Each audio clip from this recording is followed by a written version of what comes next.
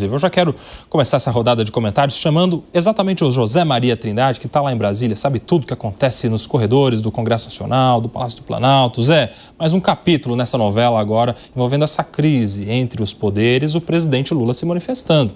Ele está atribuindo de alguma maneira ao Hugo Motta uma certa traição, porque seria o descumprimento de um acordo realizado com o presidente da Câmara, chamou inclusive a medida de absurda. Zé Maria, como é que você analisa esse cenário todo agora com a manifestação do presidente? Sobrou conversas por aqui, viu? Muito boa tarde, Cobaiate. Boa tarde, Segré, Piperno, Alan e a você que nos acompanha aqui no 3 em 1. Olha, os deputados e senadores estão ali irritados com esta nova postura do governo. Há uma mudança, eu percebi claramente esta mudança de técnica, a mudança de estratégia de comunicação e a estratégia política.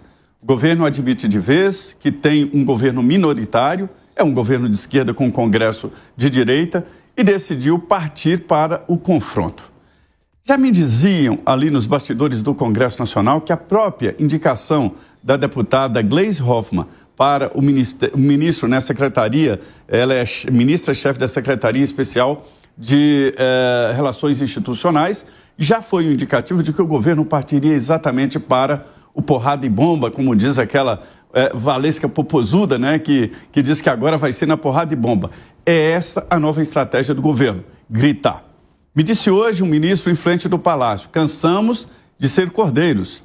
É a história de que quando se mata um porco, ele grita muito, todo mundo sabe que o porco está sendo sacrificado. Já o cordeiro não, ele morre calado, ninguém fica sabendo. Então agora a estratégia é usar as mídias sociais, as plataformas e dizer que há um impedimento no Congresso Nacional e que há um cerco contra a política adotada pelo presidente Lula. E aí mora a grande discussão. É de que os deputados e senadores dizem que Lula incentiva aquele velho chavão do PT, o antigo, PT antigo, de nós contra eles, do pobre contra o rico. E aí os presidentes da Câmara e Senado e líderes de partidos políticos ficaram muito irritados. O que eu pude perceber é o seguinte, é porque realmente, se houver a adoção dessa estratégia pelo governo e do outro lado o PL também adotar essa estratégia do confronto, aí os dois lados ganham, se fortalecem exatamente nesse embate. E aí o presidente da Câmara, o presidente do Senado e muitos líderes não são nem de um lado e nem de outro. Eles não estão nem do lado do Lula e nem do lado do ex-presidente Jair Bolsonaro. E aí eles perdem. Mas o que perde mais, Cobaiate, é a política, que deixa de ser discutida como um instrumento para o melhor para o país, não o melhor para algumas pessoas. Quero ouvir também o senhor Fábio Piperno a respeito disso, o presidente Lula dizendo que se não for ao STF, não governa. E aí? É quase que um requisito agora do governo federal sempre contar com as ações no STF, hein, senhor Fábio Piperno? Bom, aí tem duas coisas. Primeiro, essa demarcação de território, né? Então, nós, como executivos, podemos fazer tal coisa e o Congresso não deveria tentar barrar isso. É um pouco discutível. E se nós não enfrentarmos, nós não vamos mais conseguir governar. Aí seria como transferir o poder ao Congresso. Essa é uma visão. E, de fato, esse Congresso quer, pede e exige muito. Isso é um fato. Mas eu acho, já falei isso nesses últimos dias, que do ponto de vista político, aos olhos da opinião pública e aos olhos da sociedade, essa é sim uma decisão de alto risco. Por quê? Porque também passa a impressão de que é um governo que vai até o fim, insiste como nenhum outro pela questão de cobrar mais impostos. Essa é uma forma de enxergar essa questão e certamente é o modo como a oposição vai tentar caracterizar esse episódio e o Congresso também. Ora, para mim, eu também insisto sempre nisso, seria muito mais inteligente, ao invés de tentar esticar a corda, né, nessa questão, o governo partir para uma outra estratégia, de mostrar para a sociedade, sim, que ele tenta outras alternativas, inclusive de evitar aumento de impostos, ou pelo menos de evitar que toda a sociedade pague determinados impostos, mas que o Congresso barra. Então, Está na hora do governo, já passou da hora, aliás, do governo rever as suas estratégias. Eu vi há pouco aí um banner que, enfim, o presidente da República, um cartaz que o presidente da República, enfim, exibia, falando, olha, mais impostos para os super ricos. Ele está correto.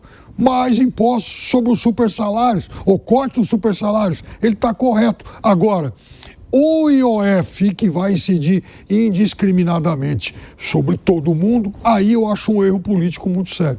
O Piperno tem trazido aí esses dias todos o Segre, essa crítica, né? Tipo, já vai ser uma derrota ainda que ganhe no Supremo a questão do impacto político, né? Perante a população, naturalmente, vai haver um aumento de impostos e perante o próprio Congresso, que vai ver a sua decisão sendo retirada após uma ação do Poder Executivo no Judiciário. Você acredita que o governo esteja apostando em uma aprovação futura do projeto de isenção de imposto de renda para depois compensar? Sofre o desgaste agora, público, no Congresso, mas depois compensa com os louros de uma isenção de imposto de renda para quem ganha até R$5.000 e que vai ser um projeto maravilhoso, inclusive para fins eleitorais, e que vai aumentar a popularidade do governo a ponto das pessoas esquecerem desse desgaste todo da crise do IOF? E aí? Não me parece que vão esquecer. O IOF afeta a todo mundo, é um imposto regulatório. E aí está o problema. Sendo imposto regulatório, não pode ser utilizado como medida arrecadatória. Quando o governo vai ao STF e a frase do presidente é perigosa, vou repetir aí, se não for ao STF, não governa. A única maneira de justificar uma frase dessa é já ter a convicção de que o STF vai dar razão para o Poder Executivo. Porque existe um risco que o STF diga, Poder Executivo, desculpa, mas é legítimo. Artigo 49, inciso 5º da Constituição Federal, que determina que o Congresso tem autonomia, sim, para barrar decretos presidenciais. Agora aparece outra informação, Neuzinho, que é, o STF poderia sugerir uma conciliação, porque qualquer coisa que o STF resolver, uma das duas partes vai ficar muito mal. Ou o Poder Executivo ou o Poder Legislativo. Mas o STF não tem dentro das suas atribuições nem o poder de mediar, nem o poder de arbitrar. Quando duas partes ou mais têm algum atrito, existem 3 formas de resolver isso. Na instância judicial, sabe quando no final do contrato diz as partes escolhem o foro da cidade de São Paulo? Quer dizer que a justiça que vai participar é da cidade, eventualmente, nesse caso de São Paulo. A outra possibilidade é uma mediação, em que alguma pessoa que não entende do assunto, mas entende das partes, sugere uma resolução mediadora. Então, dizer, resigna isso você, resigna aquilo outro, e vocês vão conciliar ou mediar. A terceira é quando, no próprio contrato, não diz qual é o foro e determina que, em caso de discrepâncias, será utilizada um árbitro ou uma câmara de arbitragem. Nesse caso, poderia ser o STF. Mas o STF, a única coisa que poderia resolver é constitucional ou não é constitucional. Não tem outra opção. Então, esse árbitro que entende do assunto, nesse caso uma pauta tributária, poderá dizer o Congresso está certo, o Congresso está errado, o Poder Executivo está certo, o Poder Executivo está errado. Mas não entra no âmbito do STF a conciliação. Já utilizou isso nas emendas. Agora utilizaria de novo isso e o governo então se apoia no STF para governar e a independência dos 3 poderes, onde que fica? Então é perigosíssimo. Você sabe que o ministro Gilmar Mendes deu uma entrevista lá no fórum que ele organiza em Lisboa, dizendo justamente que espera que o caso não seja julgado agora, que haja um tempo de maturação, de meditação dos ministros para que depois cheguem a uma conclusão e que se chegue à construção de uma solução. Ou seja, indica justamente o que você está falando, Segre, a possibilidade de um acordo, de uma celebração ali, de um consenso entre todos os poderes. É uma peculiaridade desse STF mais recente, né, dessa composição atual do Supremo, né, Alangani? A questão da construção do diálogo quando, teoricamente, o STF deveria julgar constitucional, inconstitucional, válido, inválido. É o decreto que vale ou é o decreto legislativo que vale? Como é que você vê as possibilidades que se apresentam para a solução desse caso? Olha só, com certeza, Koba, desde aquela crise das emendas, quando o Poder Executivo recorreu ao Supremo Tribunal Federal dizendo que faltava transparência nas emendas parlamentares, quando, na verdade, o Executivo queria uma diminuição do volume de emendas para o Congresso Nacional. Mas tudo bem, o argumento utilizado ali foi a falta de transparência, comprou essa briga com o Congresso Nacional.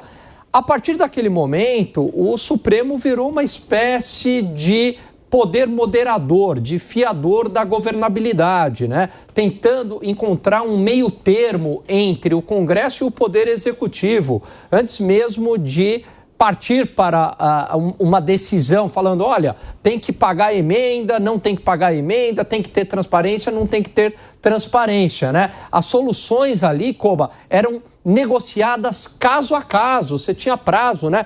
O ministro ali, o Flávio Dino, era uma espécie quase de um interlocutor entre ambas as partes. Muito bem, agora, vai ser judicializado novamente, os ministros do Supremo já dão um indicativo aí de que também estão buscando essa solução intermediária. Olha, se entendam aí antes que a gente tenha que tomar uma decisão, se é a favor ou contra. Agora, eu só queria chamar a atenção, Koba, para um fato. Tem uma jurisprudência nesse caso. Opa! Em 2021, o Jair Bolsonaro aumentou o IOF para financiar o Auxílio Brasil.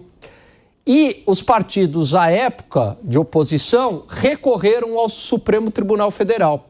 E a decisão foi favorável ao Jair Bolsonaro, pela manutenção do IOF. Vamos lembrar que o Jair Bolsonaro, em 2020, isentou nas operações de crédito quando a pandemia. Em 2021, aumentou para financiar o Auxílio Brasil, que era um programa de emergência da pandemia. E 2022 começa aquela redução gradual do IOF nas operações de câmbio para entrar no OCDE. Mas tem uma jurisprudência no STF, então tudo indica que é favorável ao governo. Que é favorável ao governo, que poderia usar o IOF para outras finalidades, e senão aquela regulatória, né? Interessante isso aí, hein, Alan Gani? Vamos acompanhar, então, qual vai ser a decisão do Supremo. Seguiremos acompanhando todos os detalhes.